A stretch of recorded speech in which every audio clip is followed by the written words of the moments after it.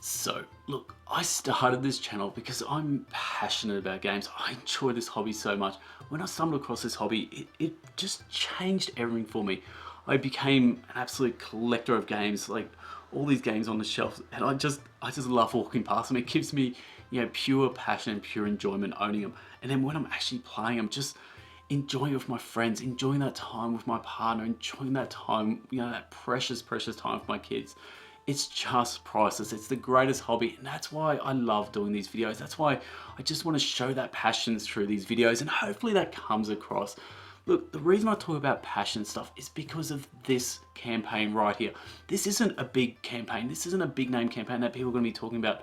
This is a small Japanese publisher and designer who are bringing, two small box games to Kickstarter, and I, for one, think that they are just beautiful. The Fujiyama box art card is the most beautiful, clean, crisp, elegant cover art you are ever going to see, and I fell in love with it.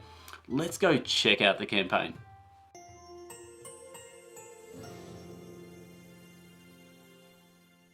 So before we start, it was funny, a couple of days ago, my partner, she messaged me and she goes, "Have you checked out Fujiyama?" And I was like, hell yes, I have. She stumbled across it just like I did in the upcoming games, and we were both just floored with the beauty, the elegance, and I just, there's something about these sort of, Japanese games. They always bring this, uniqueness to board games, and both of these games are abstract games, and abstract games they're definitely not for everyone. But, for people who do enjoy these, I think these two are going to be an absolute winner. So let's go see what we've got here.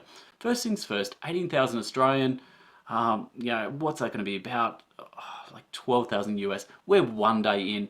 At the end of the day, it's not going to be big numbers, but look, hopefully they do really well in this campaign. 187 backers, I think is really good. 26 days to go. Let's go check out the video. Nanatsumu. Hopefully I pronounced that pretty well. And there's that beautiful, beautiful art. Yeah, so Nanatsumu's, that's going to be the publisher who's bringing the games to us.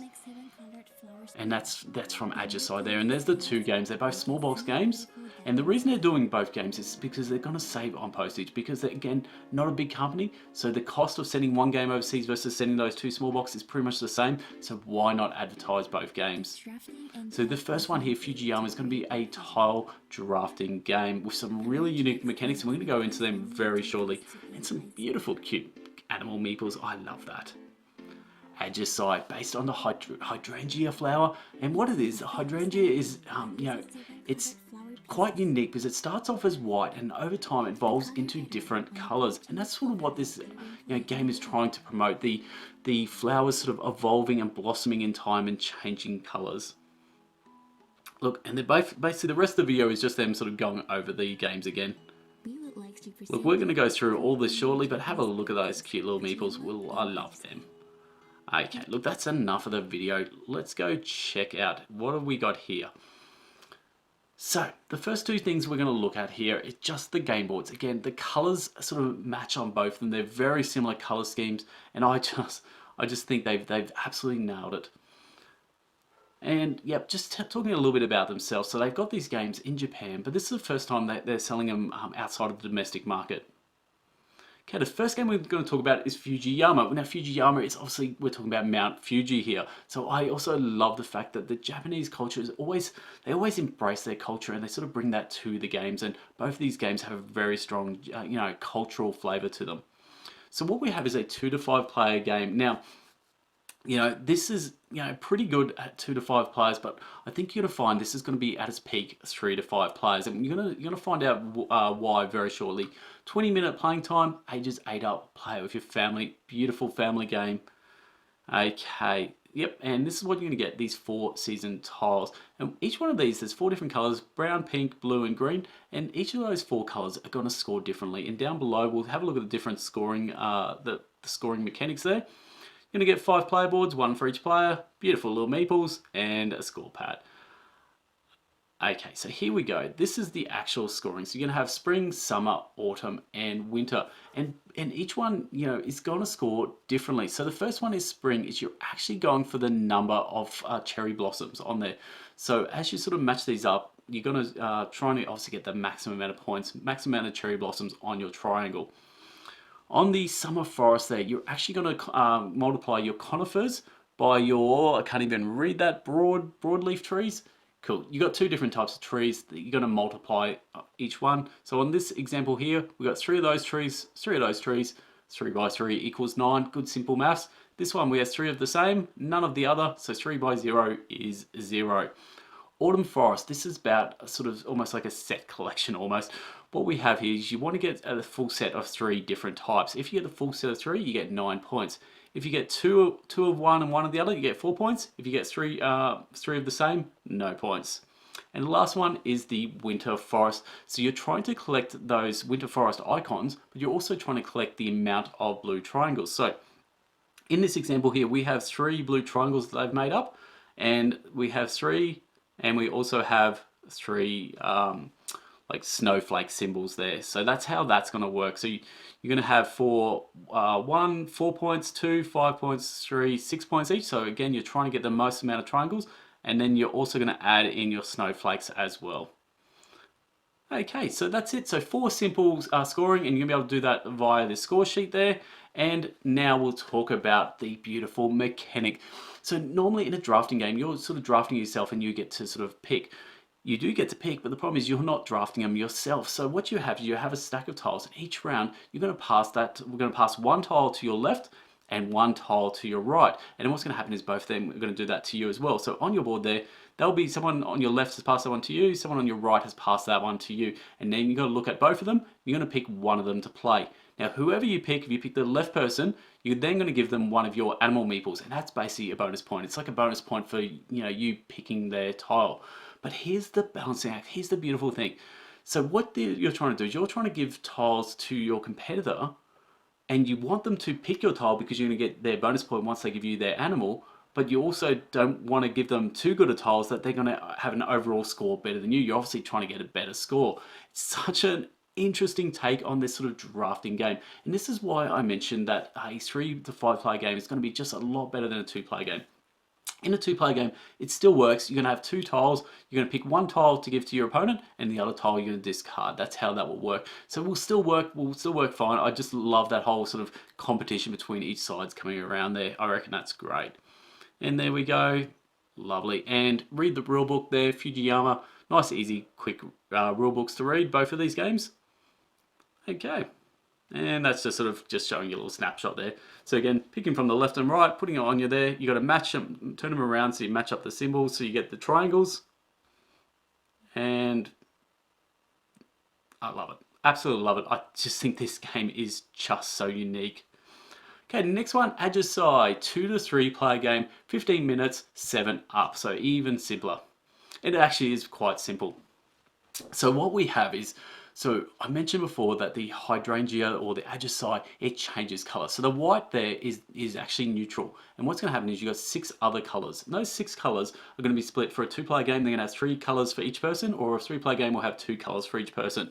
And the idea is each round you're going to play out one of your flowers, and so is your opponent. And basically what's going to happen is in between each round, certain actions are going to change the colors of the flowers. And that actually reflects the real life of the flowers evolving and blossoming and changing colors.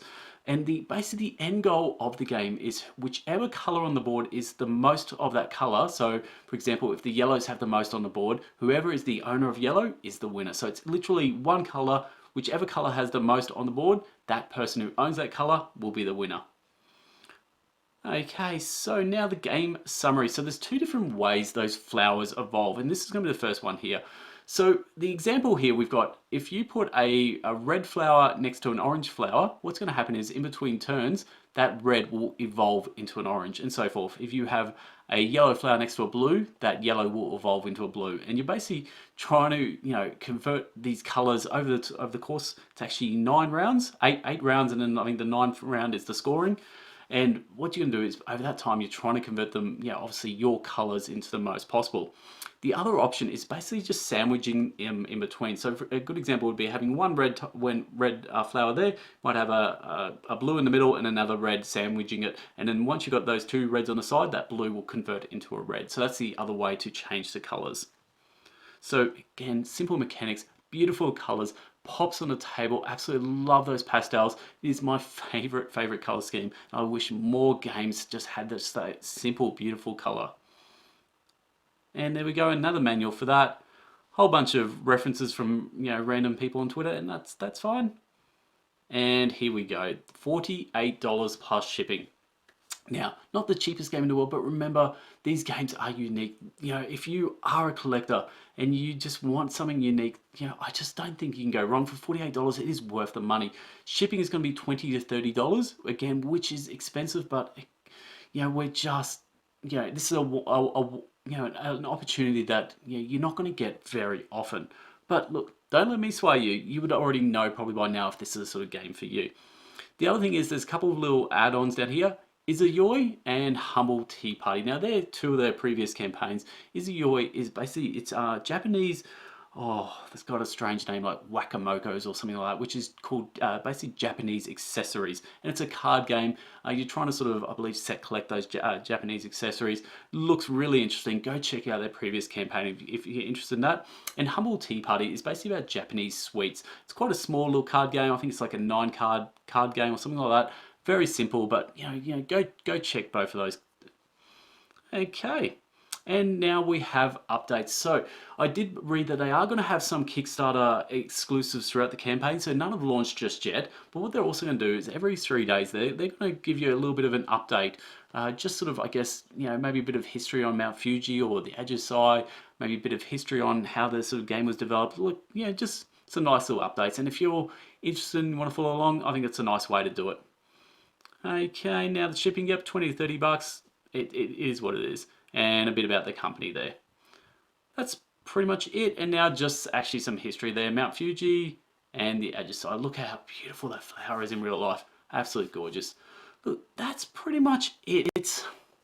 Look, abstract games aren't for everyone. And on this channel, I cover all sorts of games. Party games, you know, Ameritrash, Euros, heavy Euros, like RPGs. I'll cover anything because I think all these sort of games, if I'm interested, if there's some sort of story to tell, I want to bring this game, you know, just to people's eyes. I'm a small YouTuber, but I'm hoping to, you know, to get that community built up and people actually interested in the games that I'm interested in. And, you know, I just think that is just such a great reason to be having my own channel because I get to just tell my story and hopefully someone out there actually cares and likes my story. So, look, if you have liked what I've done, if you like what I'm doing, if you like what I'm presenting, please like. I would love any subscriptions. Look, they mean a lot. Look, at the end of the day, it just, you know, it is all about, you know, the numbers and the algorithm, and you know, I want every video just to be seen by as many people as possible because that just makes it so much more rewarding for me. But anyway, that's pretty much it from me. Look, I'm Hogs. This is Board Game Bangers. Till next time, laters.